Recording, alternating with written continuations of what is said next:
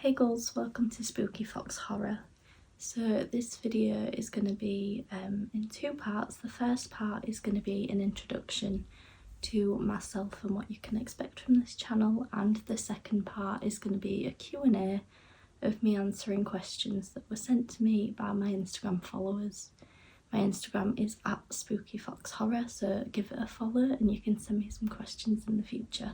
I've wanted to start a YouTube channel for years, reviewing horror movies, talking about my love for horror movies and sharing vlogs of some of the horror conventions I go to, but it's something I've always been scared of starting, not having the right equipment or knowledge, being anxious. I did plan on starting a YouTube channel in 2024.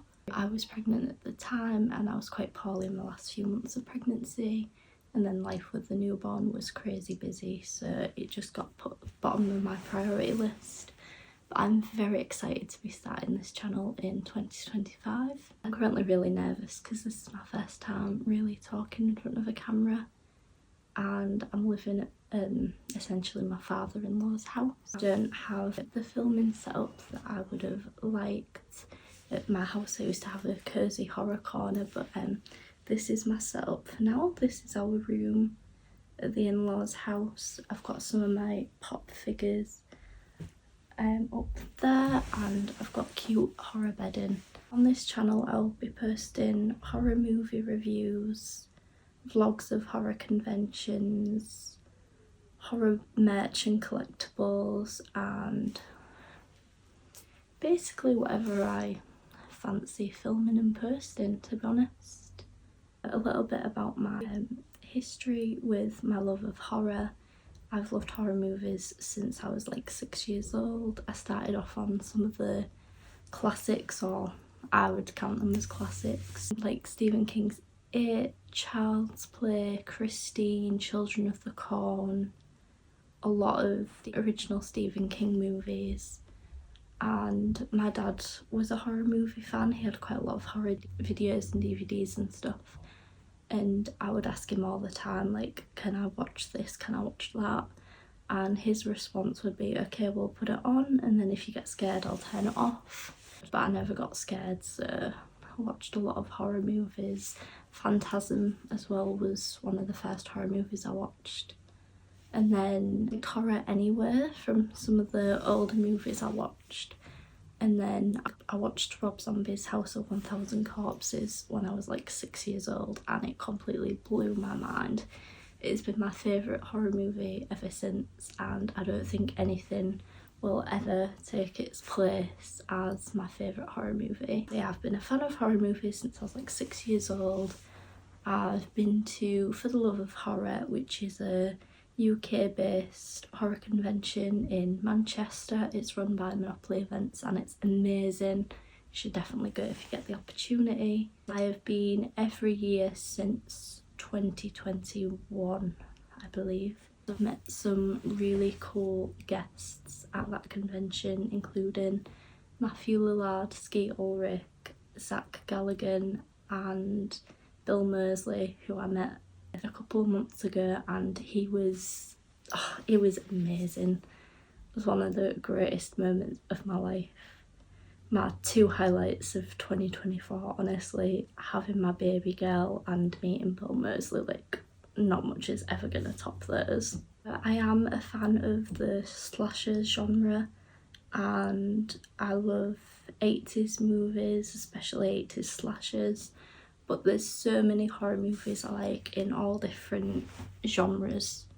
I just love how diverse and vast horror is as a genre. Yeah, so many horror fans are very gatekeepy and don't think you're a fan of horror if you're not a fan of a certain aspect of it. But you could literally watch Simpsons Treehouse of Horrors and be a fan of that, and then you're a fan of horror.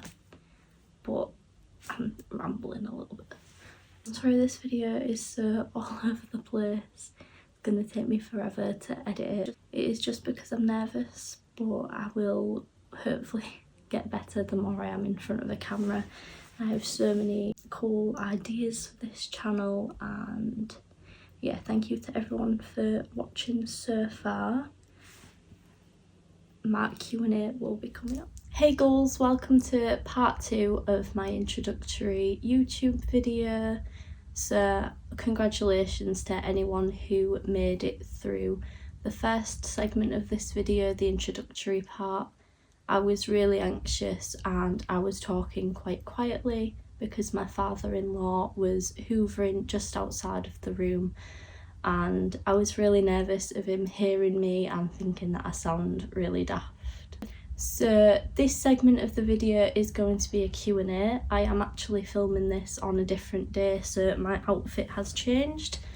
This amazing, super cozy Halloween hoodie and jogger set is from a brand called Hell On Shirts that are on Instagram, and I bought this set at For the Love of Horror last year, and not sponsored or anything, just I love their brand. They're so cozy and comfy.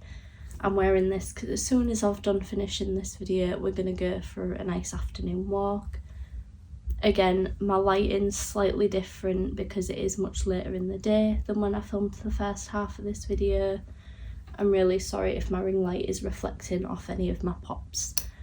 But yeah, let's get into this section of the video. I asked my followers on Instagram and Threads for some questions for me to answer in this Q&A segment of the video, so I'll just get on with the questions. The first question from Threads, someone has said, let's kick off with the classic. What's your ultimate horror watching experience?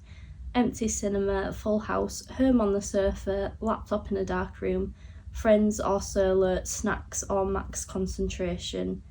Paint us the full picture. My perfect film experience would be home on the sofa, cozy blanket, preferably one of my cats snuggled up on me, keeping me comfy. Snacks, I'd have popcorn, maybe Maltesers, a nice hot cup of tea. The best thing about the cinema is how immersive it is because of how big the screen is and it's real dark.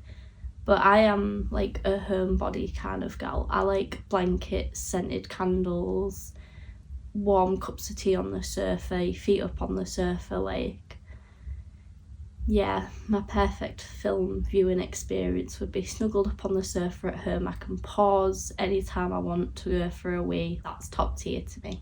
Second question someone has sent me on Threads is Nanny Baylock, hot or not? And this is the picture they've sent. Not sure if I've seen the movie with Nanny Baylock in.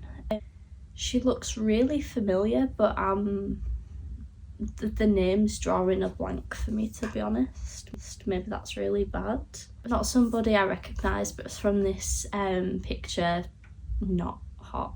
So the next question, also from Threads, is your gateway movie into the horror genre. As I said in the introductory part, I started with a lot of classic horrors like the original It movie, Christine, Children of the Corn. But I think a really good gateway horror movie that I would suggest to people with maybe younger teens or children, I'd say like Sleepy Hollow, Dark Shadows, Coraline for like young children. I've got a 9-month-old, but she's already watched Nightmare Before Christmas, Coraline, Bob's Bride. Like, she's gonna grow up watching those kind of kids movies, so I'd say they're good gateway horror. If you want something that's within the horror genre but you don't want something necessarily like scary,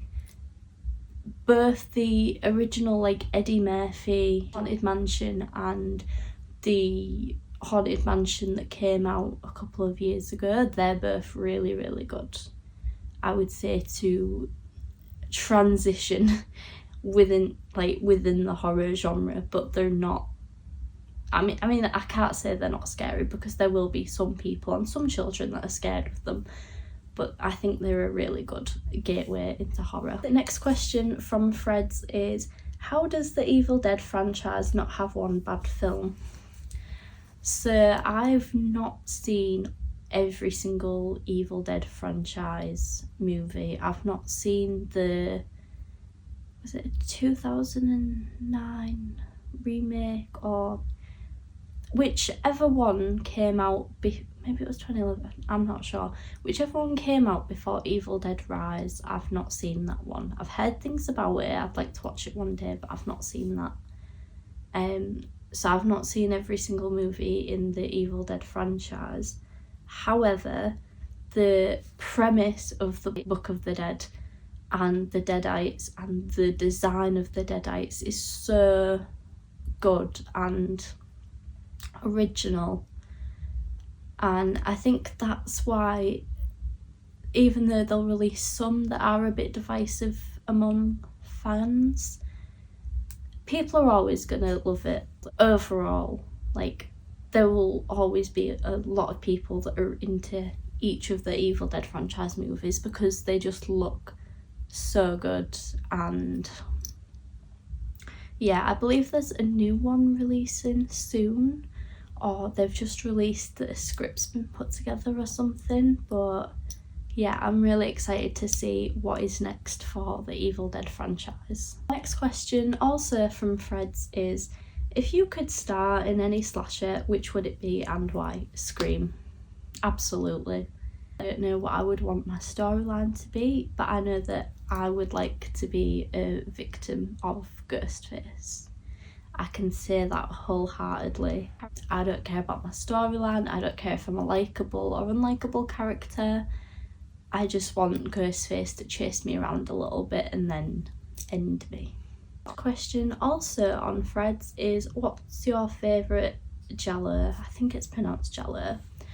So I don't think I've seen any giallo movies, and that probably makes me like a bad horror fan. Really sorry for you giallo lovers out there. I might have seen one as a kid on like the horror channel on TV, and I might not just recognise the title of it or know it as a giallo movie. But I was watching a documentary recently that was talking about the art style of giallo and how they cemented their place in the horror genre, and without those we wouldn't have got a lot of the aspects of horror that we love now.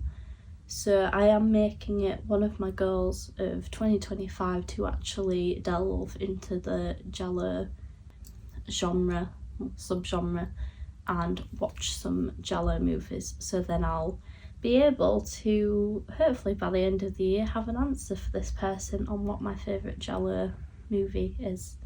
Again, sorry if I'm pronouncing that wrong. Somebody has asked me on Instagram, what horror events do you have planned for 2025? So far, the only thing we definitely 100% have planned, booked and in place is For the Love of Horror, which will be in Manchester, and I think it's in October again this year. But my boyfriend bought me the tickets as one of my Christmas presents, and we are going to the opening night event the Saturday and the Sunday, and the after party on the Saturday night. So we're going for the whole weekend, the whole event. I will be taking my baby girl on one of the days. Last year we took her for one of the days and she absolutely loved it. There were so many people on the stalls and stuff that on the second day when we didn't take her were asking where she was, because she was laughing, she was smiling. She was only 7 months old, but she was smiling at all the Michael Myers. She was reaching out trying to touch their like props and their knives, and yeah, she was absolutely loving the cosplayers. So I'm so excited to take this year. But yeah, that's the only one we have set in stone for this year. However, we would love to go to the Horror Rock Wrestle Fest, also being put on by Monopoly Events. My boyfriend's a really big wrestling fan. That would be really cool. I'd also love to go to the HorrorCon 10-year anniversary and Horrified. But there's so many good events this year and money's just not enough. Another question I've had from my Instagram followers is, what is your comfort horror movie? My comfort horror movie is Scream, the first original Scream movie. During the first lockdown, I would watch Scream 3 or 4 times a day, sometimes every day, just on loop. Like, I don't know what it is, the characters are comforting, the cast is, I don't know, it's just very nostalgic and, I don't know, reassuring. Other Instagram question is, why start a YouTube channel now? I wanted to start a YouTube channel talking about my love of horror and reviewing horror movies for years and years and years, but my ex-fiance that I was with for like 6 years, 7 years, he thought it was a stupid idea essentially. He always put me off trying it and doing it because he thought it was silly. And then a lot of life stuff happened, and then I still, even to this day, in my mind there's a voice being like, you can't do this, why are you doing it, like no one's gonna listen, like it's stupid. The reason for now is I'm a mum now. I've got a 9-month-old baby girl. I've moved out of my hometown for the first time. I'm living in a city where I don't know anybody but my partner's family. So for the first time in my life, like, I don't have any friends nearby, so I don't have a social life. I don't go to work anymore because I'm a stay-at-home mum. I don't study anymore. I've got like no opportunities to meet people, mingle, do fun things other than with my partner, obviously, who works, and then my best friend lives in my hometown that's a few hours away. So I spend a lot of my time watching horror movies and horror content and chatting to people about it online anyway. So I thought, why not make it a proper hobby and actually spend good chunks of my time creating horror content, and it just seemed like the right time. Gives me something to focus on other than being a mum, so I don't go crazy, and yeah, I hope that makes sense. Next question I have is, have you had any fillers? I'm guessing that's referring to lip fillers and stuff. I've not had any lip filler, no cheek filler, no jaw filler. I've had no surgeries.